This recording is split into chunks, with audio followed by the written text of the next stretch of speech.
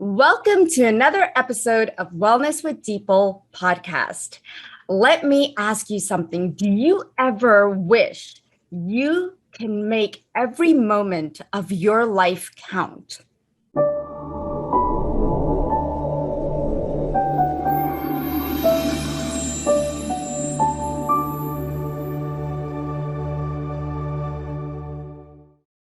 Make it more fun, more enjoyable, and optimistic. This is what our special guest today, what she is going to help us with. I am your host, Dipal Shah, and today we have Meaghan B Murphy with us. She is fun, she's amazing. That is what your bio should read, Meaghan. That is all you need. She is the author of Your Fully Charged Life, editor-in-chief of Women's Day, co-host of Off the Gram podcast, on-air personality, life hacker. Additionally, she has been featured on countless radio shows and podcasts. And today, Meaghan is going to talk to us about leading a fully charged life by shifting our mindset from less of the negatives to more of the positives. Welcome, Meaghan. It's so wonderful to have you here today. Yay, thank you.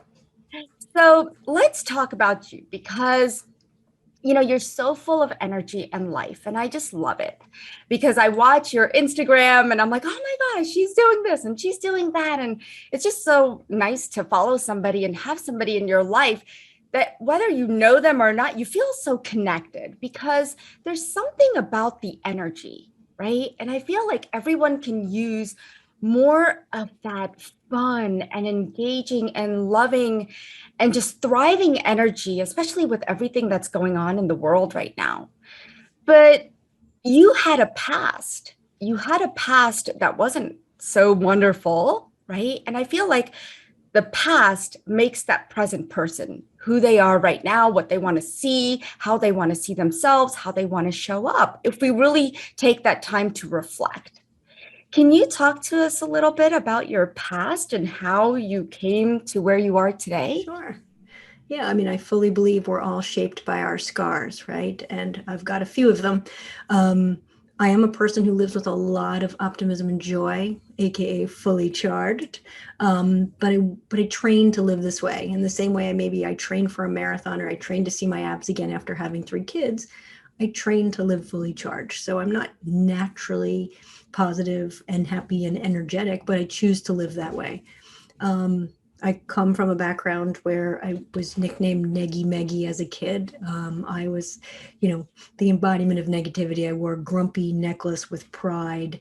And I just was a really glass half empty, pessimistic, negative, angsty little kid for whatever reason. And that led to some troubled teen years where I suffered from an eating disorder, and my best friend and I were sick together, and tragically, when I was hospitalized, she jumped out of the car and died en route to be hospitalized with me. So just some tragic teen years. I'm recovering from an eating disorder now. I'm dealing with the guilt over my friend's death. I mean, it was awful. I was 16. Now that I have an 11-year-old girl, I'm like, I can't even fathom my own child having to endure and go through what I went through. But ultimately, I wrote about it. And writing has always been really cathartic and healing for me. And I wrote about my struggles and I wrote about moving through them. And the essay won me $10,000 and a spot on an NBC special. And I was celebrated as a Horatio Alger National Scholar. And that really, led to the beginning of my magazine career. I wound up being featured in YM Magazine and getting an internship, which turned into a contributing editor job when I was 19. And then I just moved up the ranks in magazines. So from that crap, hard experience, a lot of good was born, right? And so very early on, I was learning that sometimes when you make your mess your message, and you share that hard time and become vulnerable and connect with others, you move through it with grace. And sometimes good things happen from bad. And so that's where I started, and it's true. In a much better place now. Yeah, and it's true, making your mess your message, because we all have that mess and it gets very messy.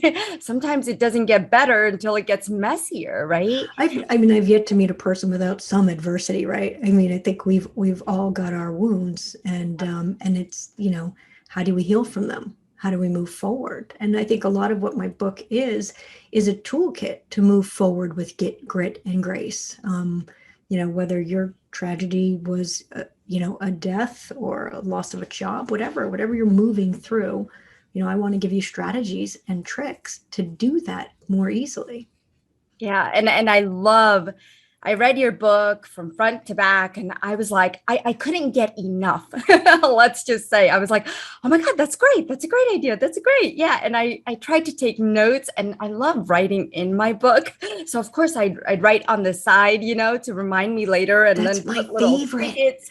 When people send me DMs of like their books written like with notes in the margins and dog-eared pages and stickies, like as an author, there's like nothing better than getting those DMs of like, oh my gosh, you're reading it, you're using it, you're connecting, it's resonating. Like that's Exactly. magic for me. Exactly. And I love going back because I love picking out little pieces that I can use to help my clients. I work with a lot of people who are going through health problems or life's issues as a medical medium, and we dive deep. We dive deep into the mess. And that's why I wanted to talk to you, because it's so important for me to express how important that positive mindset is in with the people that I work with. And if I could give them any tools from someone like you, I feel like it makes a huge difference in their life. And so I'm so glad that you wrote this book. Thank But you.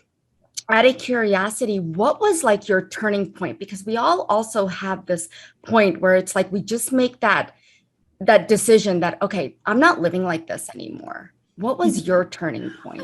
For me, I don't really think life is that neat, right? I mean, it would be so wonderful if we could all point to this like Oprah aha moment and be like, that was the turning point. Yeah. For me, it was years and years of hard work and struggle and learning. And I have the lucky I'm a magazine editor, so I got to work at all these magazines where I got to do the research, and report on and write stories about things that I needed to know so that I could apply them to myself. I was at Cosmo, and I was at Self magazine, and I was at Good Housekeeping. I mean, I was at all of these magazines for many years. And I will always say, when I was at Cosmopolitan magazine, I was a senior editor, and I was healthy at that point. I had moved through my eating disorder, but I was still a little bit of an angsty pessimist. And I was assigned to write this story called The 7 Secrets of Happiness. And so as a magazine editor, I was a senior editor at Cosmo. My boss just says, okay, you need to write, the cover line is The 7 Secrets of Happiness. Go figure out what the story is. And in doing my research and in reporting and talking to Martin Seligman and looking at the field of positive psychology, I was like, wow, this is pretty cool. Because in the therapy I had gone through to workshop my eating disorder, to move through that, we were looking at what was wrong and how to fix it. And what Martin Seligman did and does, and what the field of positive psychology does, is look at what's right and what makes people flourish and how to emulate that. And it was like, wow, that clicked for me. Wow, what do happy people do right? And how can I do more of that rather than just trying to fix a problem, right? To dwell on what I was doing wrong and try to fix it. Wow, this active state of doing, wow, happy people practice gratitude. I can do that. I can practice gratitude. I'm not going to be able to keep a gratitude diary because that feels like homework, and I'm not going to do that. Right. But how can I practice gratitude in my own way? And my gratitude practice is, what made you say yay today? I ask that of my family. I find the yay in every day. It's a very active process, but it's not keeping a gratitude journal. Yeah. And I would say that that's mostly what I think my secret sauce in life is, just an ability to fun filter information and give it to you in ways that makes it fun to take the advice, right? Like, Right. I'm not going to, yes, gratitude. Gratitude is so important. But guess what? Like, keeping a gratitude diary is homework. So how do we fun filter that? Yeah. What made you say yay today? Well, that's a fun question to ask around the dinner table.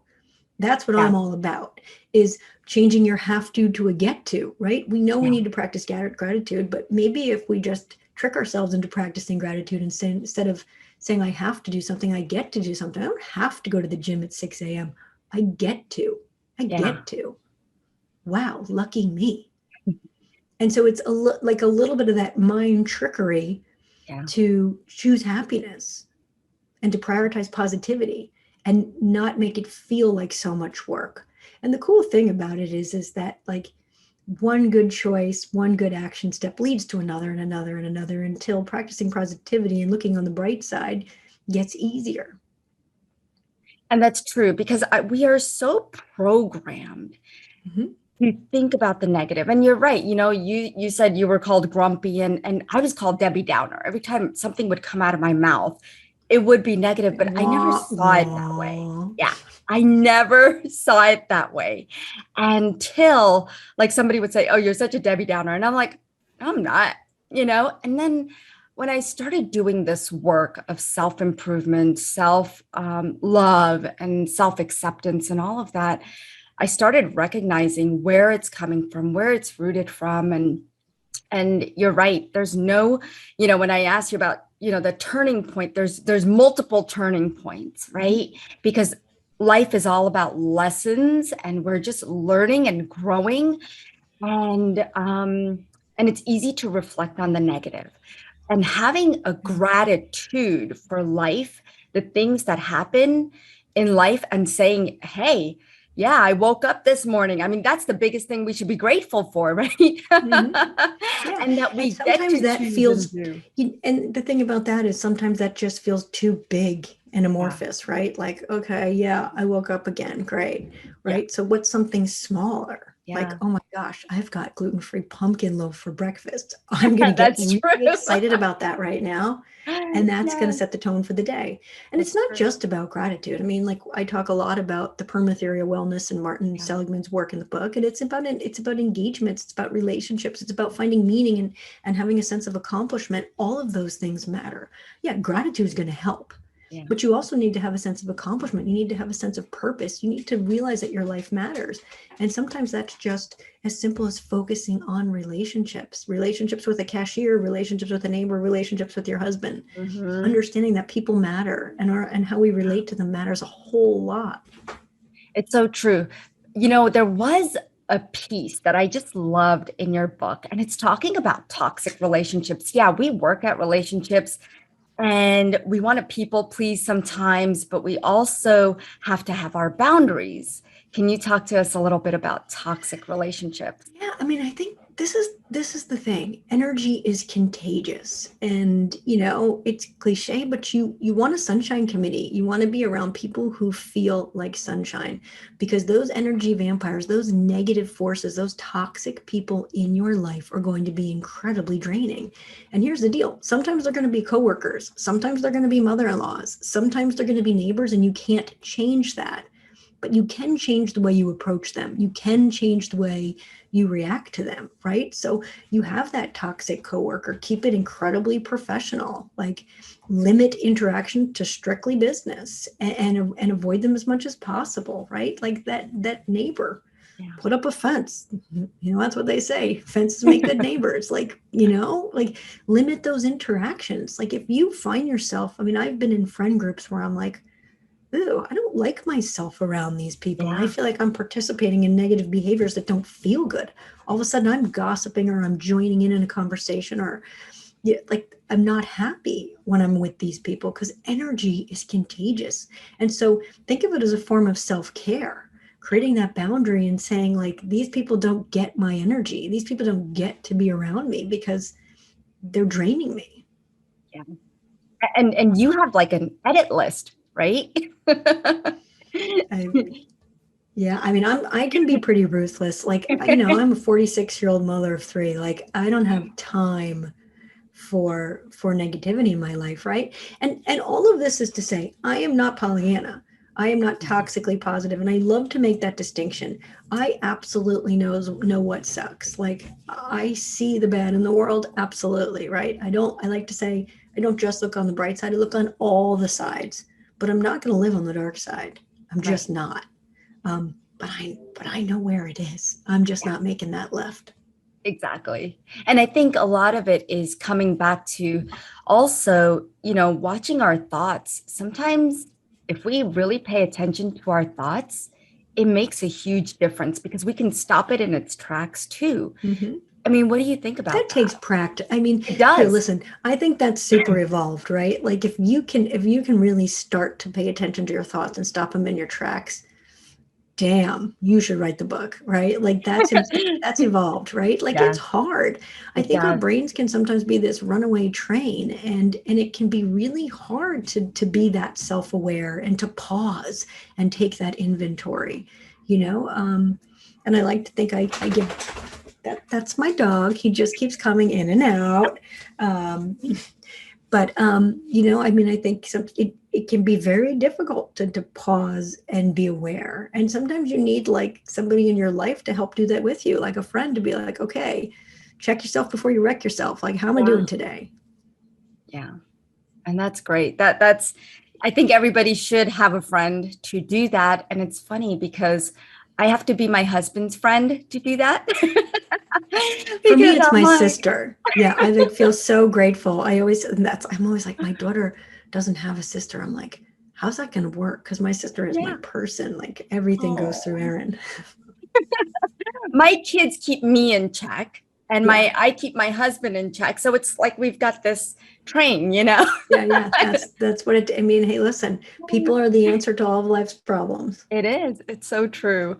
Um, the I love the how you talk about there's a couple of things that set that mindset and what we practice and how we don't drive ourselves crazy. I think it's really important to even have that in our families and teach our kids. And you have 3 kids, I've got 2 kids, and teaching them how to have that positive mindset. I mean, it's stressful for them right now the way it is. What can we do as a family to encourage our young ones, the next generation, to continue this positive mindset? Is there any advice you could give us there? Yeah, be a good teacher. Be an actual role model, right? Like I don't preach positivity ever, but I live it. And so that's what my kids know, right? And so like I like to think of myself as a mom mirror. Whatever I'm doing is reflecting back on them. That's what they're seeing and that's what they're subsequently doing in many cases. So if you don't think your negativity affects your kids, you're wrong, right? They're watching, they're paying attention, they're studying you, and they're adapting and interpreting all of those behaviors. And so Yeah. the best thing you can do is not preach, but teach by doing and being a good mom mirror. Yeah, and you're so right. I remember one of the questions I asked my kids one day, and we were playing badminton because over quarantine we were going badminton crazy. So we must have played it 3 4 hours a day. It was crazy. And so we got really good at it. But these were the times I would start reflecting back and I asked them, how could I be the mom you never had? How old are your kids? Mine are 13 and 18. Oh, wow, you have people. Yeah. Mine are 11, 9, 8. And I like to ask that question because I felt like, how could I be the mom like, how could I be a better mom, basically, Yeah. right? See, I feel like my 8-year-old would be like, I just want gum for snack. That's it. That would be pretty great. And my daughter would be like, just like let me have Instagram and buy me more Squishamallows. Like that's where my kids are at right now. And it was so interesting to see their reaction to that. And they're like, well, we don't want you to, we feel like you're a people pleaser. And I'm like, really? Me? A people pleaser? I really don't, I didn't realize I did that. And then the other thing was judge yourself. And I said, well, what do you mean I judge myself? They're like, well, you say that, oh, you look fat or something because maybe I put on something and I'm like, oh, well, this wide, the shirt's too wide. Oh, it makes me look fat. And so they do look Your at daughters or what you're sons? saying. Yes, and they're very intuitive and very sensitive to energy. and they pick up on everything and they watch every movement that I make, the way I talk, the way, I mean, they'll correct me. They are Oh my yeah. guru. Well, and then my kids roll their eyes at me because like I'm fun mom and I'm kind of embarrassing and I'm like, listen, I worked 46 years to like myself. I'm not going to change to not embarrass an 11-year-old at pickup. Just not Yeah, going to happen. Um, I do the but same thing. but then I think behind my back, I know they think I'm cool. It's just Exactly. they gotta roll their eyes. Now, let's talk about your book, Fully Charged Life. And I just want to share it with everybody because, look, Yay! I love the color. I love the lightning bolt. I And got a I put my tattoo of it lightning up. bolt earrings on. Look at Ah, that. me I saw them too. in the store and I said, I'm going to get them for this interview today. Oh, And that's I've been wearing amazing. them too. I was like, girls, look, I got my lightning bolt on. That's so fun. You're fully charged. I love it. I am. Um, but I love this book. It's got such great tips. And what inspired you to write this? Because, um, it wasn't just one thing. It seems like it was multiple things that really inspired you to Yeah. sit down. Because this I is your first book, right, Megan? It's my first big Yeah. book. Yeah. Mhm. Yeah. Yeah. You know, I think a big piece of it was when my father was dying of pancreatic cancer. I really, I was sitting with him in chemo. I think I tell the story in the book. I can't even remember anymore because now I'm writing my second book. Um, but I was sitting in the chemo chair with him and, he had stage 4 pancreatic cancer. It was not good. And I said to him, what do you want your legacy to be, Dad? Like, I'm not giving up.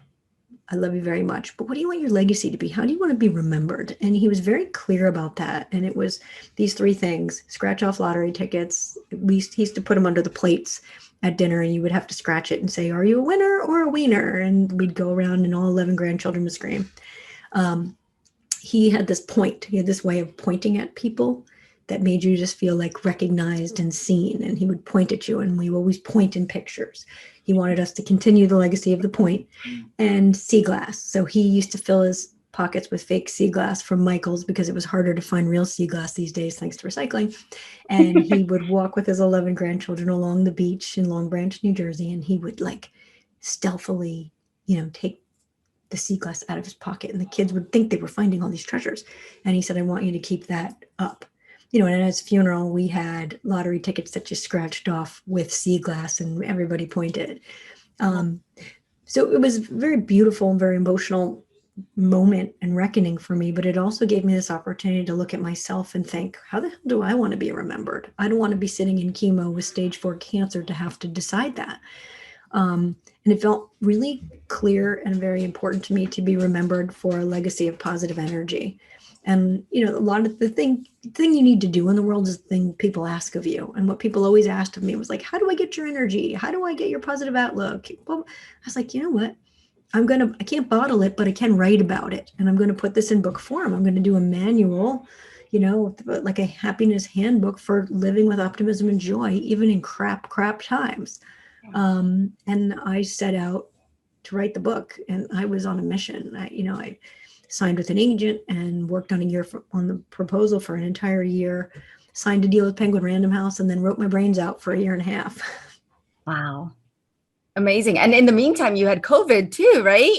Oh goodness, yeah, we got COVID. I got COVID 3 weeks before the book came out. My kids got it. My 3 kids got it. My mom, who's like in her 70s, and my husband all got it. And don't know how because we were so careful.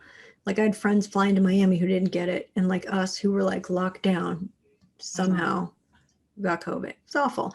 And it was like I was supposed to be recording my Audible, and they were going to have to get a narrator, and I was like, no. So my Audible was 16 days out of COVID. I mean, I was like exhausted, and like took me 10 hours over 2 days, but I did it because I was not having a narrator. I was like, unless it's Drew Barrymore, that sucks. And so I rallied and did that. And but it's funny just moving through COVID too. It just takes the same strategies, the same fully charged tricks that I used to kind of embrace every day with a little bit more yay, I used to get through COVID. I mean, there's so many resilience tricks. in life, that something as simple as flashing back to something hard you've done before. I'm in the midst of COVID, and I'm like, all right, well, you had pneumonia and you're in the hospital for pneumonia. You beat that, you'll beat this too. And you begin to unravel that stinking thinking and start to put yourself on a path to positivity. And it's not hard. You just need the tools. And you definitely have the tools. So everyone who's listening and watching this video, please grab yourself this wonderful tool, because this book has the most practical tools that I have come across in such a long time, and really one of the best help books. I love the Murphy's laws that you have in this book, and I felt like making the Shah's laws. I love it. Do it. Do it. Do it. Do it. I was like, this is so cool. But you guys will know exactly what I'm talking about. But where can everyone get this book? Where is it available? I know I got mine on Amazon. Yeah, I mean, I think the truth of the matter is it's available wherever books are sold. Barnes and Noble, check your local bookstores or Barnes and Noble. They can always order it. But I think most people buy their books on Amazon. I think the bulk of my sales are on Amazon. And the Audible is on there too. I love it when people run. Dempsey Doodle, what's my dog doing? I love it when people like run or walk and listen to me on my Audible. That's super fun for me. Yeah, awesome. So get this book on Amazon. You could get it in Audible, or even if Kindle. You do get it on Amazon, I love it when you rate and review it and share a picture. That's like the ultimate report card for authors. So please and thank you. All right. And yes, and I will need to do that. So I will get on that. That would be amazing. It really helps. It does. It tells Amazon people like your book. I get it. I get it. Now, if somebody wants to follow you and your beautiful energy, where can they do that, Meaghan? I'm very, very busy on Instagram at Meaghan, Meaghan B Murphy. And I do something called the Yay List, which is just like a place of positivity on social. And that's the Yay List. Awesome. Awesome. All right, guys, get your yays on and get them going this morning. And thank you so much for being here, Meaghan. Such a blessing and honor to have you here with us. And have a beautiful day, guys. Namaste, everybody. Yay.